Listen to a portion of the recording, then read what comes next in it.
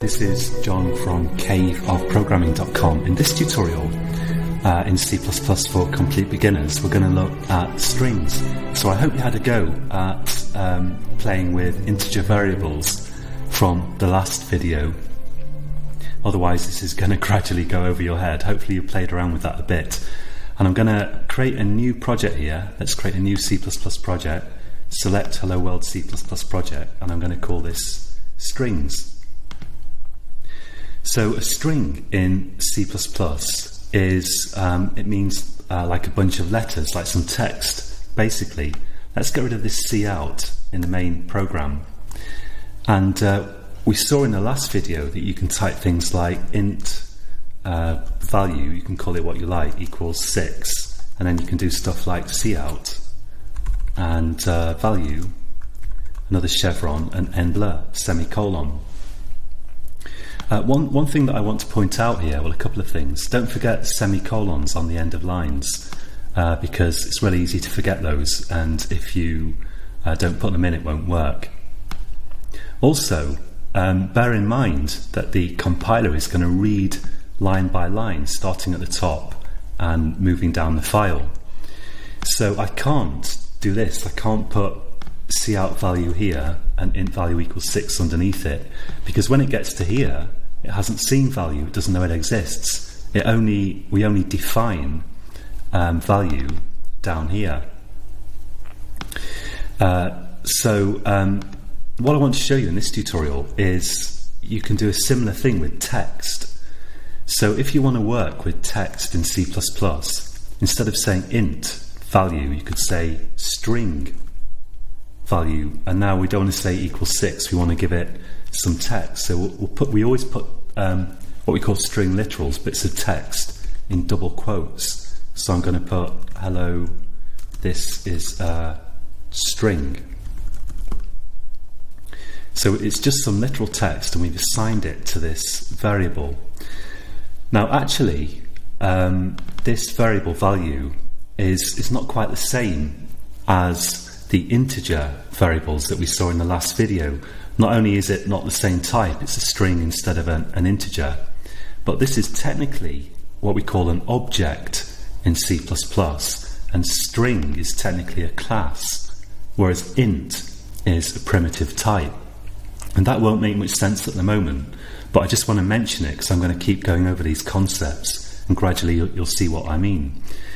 So if we just do this, we could call it value, we could call it whatever we want. Let's call it, I don't know, text, or maybe text1. That's good. So if we run this program now, let's run it. Might have to build it first. Let's go to project, build project, and click run. And yes, I want to save it. And it says down here, hello, this is a string.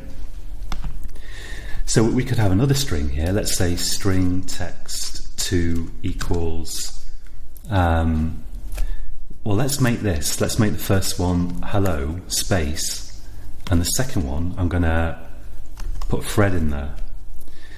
And the reason I want to do that, semicolon, is because I want to show you that you can also concatenate strings or join them together. So we could put here cout text2 endler. So we've got two bits of text, two strings, and let's run that and see if it works. So it says hello Fred, and we could also do what we've seen in a previous tutorial. We could say text2 and another chevron here and get rid of the second one now, so we could output them both with one cout statement. So if I run this, that will also work.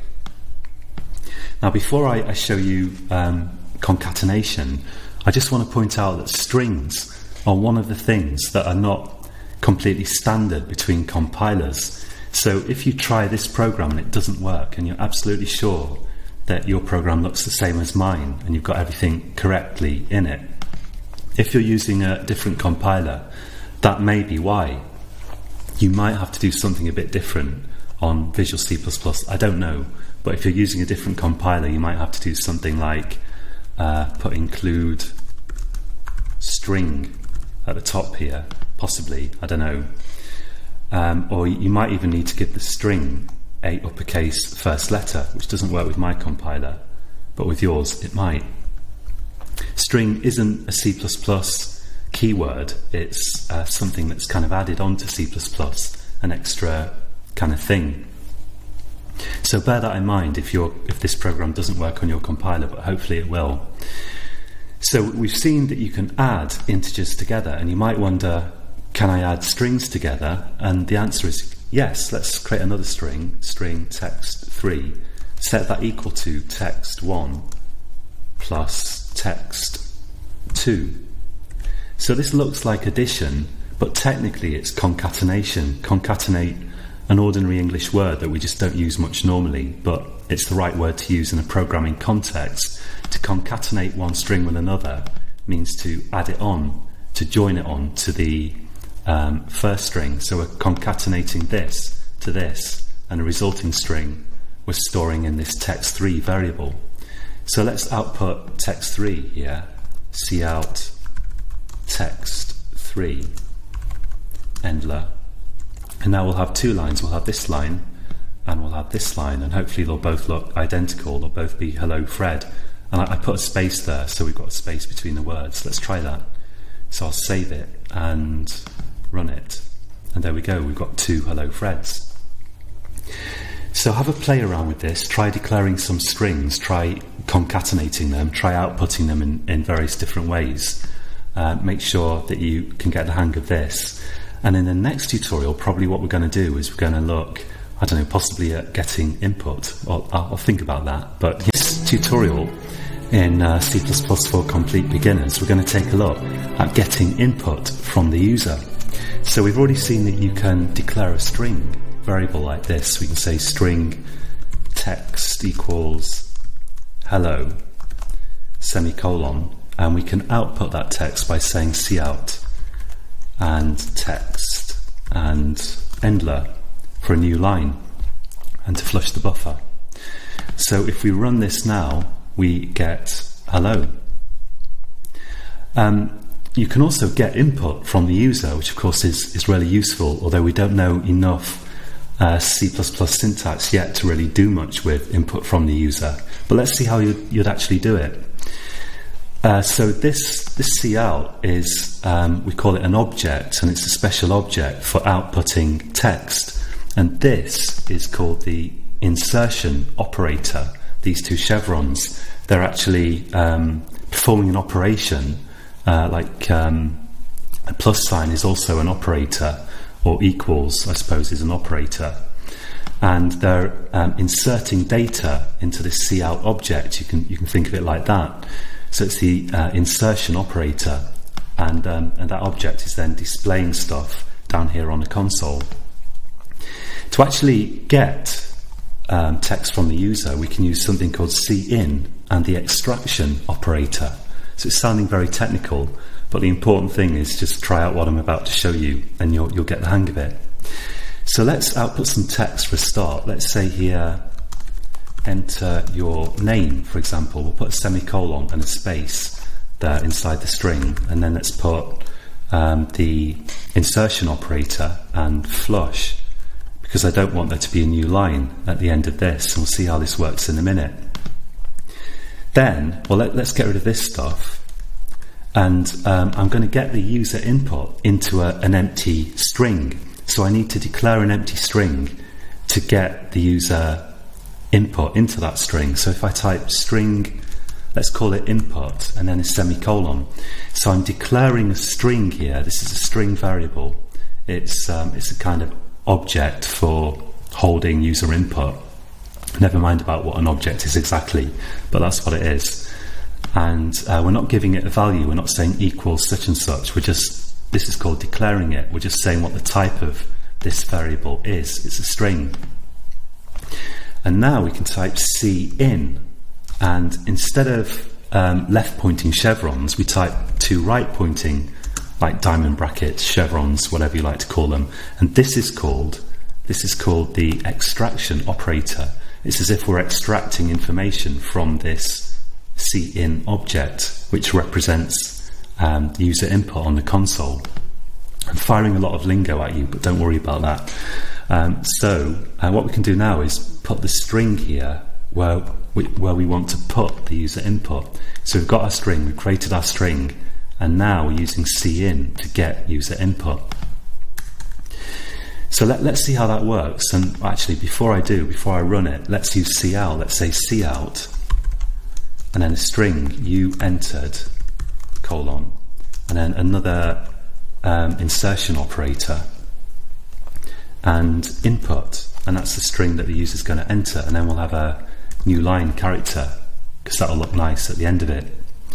So we'll run this, let's run it, and it says down here on the console, enter your name. I'm going to click in the console, enter my name, hit return, and it says you entered John. So we're getting the input here at this line in this string.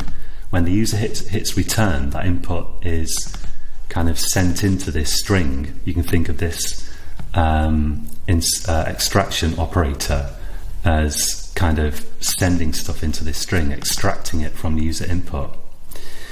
And then we're writing out on the console, printing in the lingo we say, printing on the console what the user has actually entered down here. So that is this. This is going to seem quite complicated when you first see it just now, but you practice it a few times yourself and you will see how it works. It's really not so bad when you've done it a few times. It's just you need practice, of course. Let's try it with an integer as well, because we can also do this with integers. Let's say int value, and I won't give it a value. I'm just declaring a variable of type integer here that could hold an integer number. And then let's say here cin and the extraction operator and value. So we're expecting an integer value here. And let's type above that cout. I'll get rid of this blank line up here. So I'm trying to keep this program somehow in logical blocks. So we can have two blocks of stuff here, one for the string, one for the integer. Let's say cout. Wrong one. There we go. Cout. You entered and value endler. Except that should go down here. What am I doing? Let's put that down here, and let's put a prompt before it. Let's say enter a number. Okay, so now this and this look the same. It's just that I'm using an integer with cin instead of, and with cout instead of some text. So let's try that. So it's going to ask me to enter my name, and then it's going to get the name in this string that I entered. Then it's going to echo it back to me. Then it's going to say enter a number, and I've declared a number variable here, an integer variable, and it's going to get that number from the user input, and it's going to repeat it back to me. So let's try it. So I'm going to hit return. I'm going to hit run, and it says enter your name. So I'll click in the console and I'll enter something different just for the hell of it, Mike. And now it says enter a number. I'm going to click here. This console is a little bit flaky. It doesn't work quite like it would work if you actually ran the program in Windows console or in a terminal on a Unix system or something. But it just about does the trick for testing. So I'm going to click here and enter a number. Let's say 77. Hit return, and it says you entered 77. Now this whole system is not really perfect. What happens if they enter some text instead of a number? That'll screw things up a bit. So I'm going to write John, and instead of entering a number here, I'm going to just put some text. It says you enter 0. And there are ways of dealing with that and finding out what they actually have entered, whether they entered something suitable or not. But we haven't progressed to that point where we can really make use of those techniques, but we will do in time. So for now, the thing to do is practice doing this, practice getting some user input from the user, numbers and strings, and echoing it back, and see if you can make it look nice like this. So it's saying enter such and such, and telling you what you entered.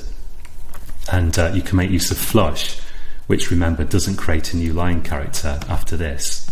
So when we run this program, it says enter your name, and we can enter the the name on the same line here. If I'd used Endler there, then we would have to enter it on the next line. It wouldn't look as nice. So by carefully using flush and Endler in the right places, you can make your program kind of run in a way that looks a bit more appealing for the user. So have a go at that. It's really important that you try it. And in the next tutorial, I think what we'll do is we'll look at we'll have an overview probably of the C++ types, different primitive types you can use, which isn't so interesting, but we really need it. It's vital knowledge. And after that, we can get on to looking at more interesting things like control structures, conditionals, and loops and that kind of thing. So join me again next time, and until